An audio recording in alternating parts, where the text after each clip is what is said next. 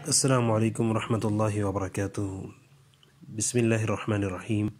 پیارے بچوں، کل ہم نے پڑھا تھا الدرس الثالث، عربی تیسرا سبق، جس میں المفردات ہم نے پڑھے تھے۔ آج ہم پڑھتے ہیں الجمل، جس کا مطلب ہے جملے، یعنی کہ دو الفاظ جب مل جاتے ہیں تو وہ ایک جملہ بن جاتا ہے۔ مفردات کا معنی تھا اکیلے اکیلے الفاظ یا اکیلے اکیلے حروف۔ الجمل کا معنی ہوتا ہے جملہ، جب دو یا دو سے زائد الفاظ آپس میں ملتے ہیں تو اس کو جملہ کہتے ہیں۔ سب سے پہلے ھذا سالم، یہ بالکل ٹھیک ہے۔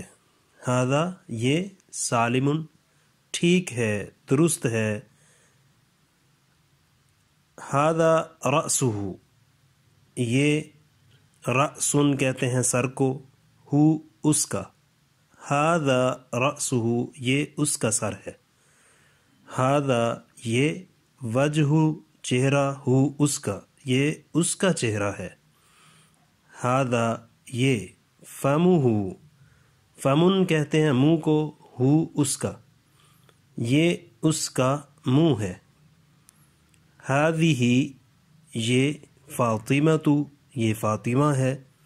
ھذہ ساعتھا، ساعتن کہتے ہیں گھڑی کو، ہا ضمیر ہے، مؤنث کے لیے استعمال ہوتا ہے، جس کا معنی ہے اس کا یا اس کی۔ یہ اس کی گھڑی ہے۔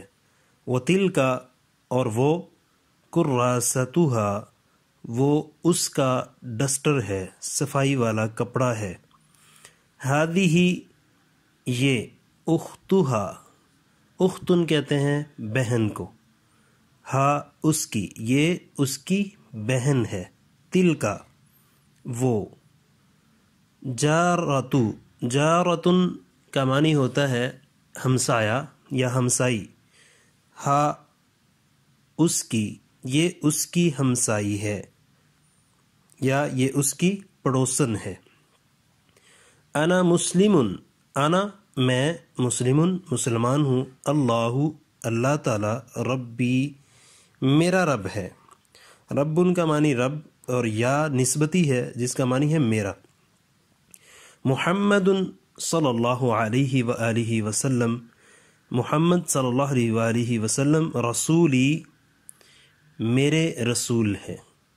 الاسلام اسلام، دینی میرا دین ہے۔ القرآن قرآن، کتاب کتاب کو کہتے ہیں، کتابی جو یا آگے لگی ہے یہ نسبت اپنی طرف ہوتی ہے۔ القرآن کتابی، قرآن میری کتاب ہے۔ الکعبۃ کعبہ، قبلتی وہ میرا قبلہ ہے۔ انت تو، اخن کہتے ہیں بھائی کو، تو یا لگا دیں تو نسبت ہو جاتی ہے اپنی طرف۔ انت اخی، تو میرا بھائی ہے۔ سعید سعید، علی پر، السطح چھت، سعید چھت پر ہے۔ وحامد اور حامد، علی السلم پر، السلم سیڑھیوں، حامد سیڑھیوں پر ہے۔ و اور، ابوہما ابو باپ کو کہتے ہیں، ہما ان دونوں کا، و ابوہما اور ان دونوں کا باپ یا ان دونوں کا والد یا ان دونوں کا ابو، فی البیتی گھر میں ہے، فی میں نا میں، البیتی گھر، اور ان دونوں کا باپ گھر میں ہے۔ جمیل جمیل، و نعیم اور نعیم، تلمیذانی دونوں شاگرد ہیں۔ ہما وہ دونوں، صدیقانی دونوں دوست ہیں۔ وہما اور وہ دونوں، جارانی وہ دونوں پڑوسی ہیں، ہمسائے ہیں۔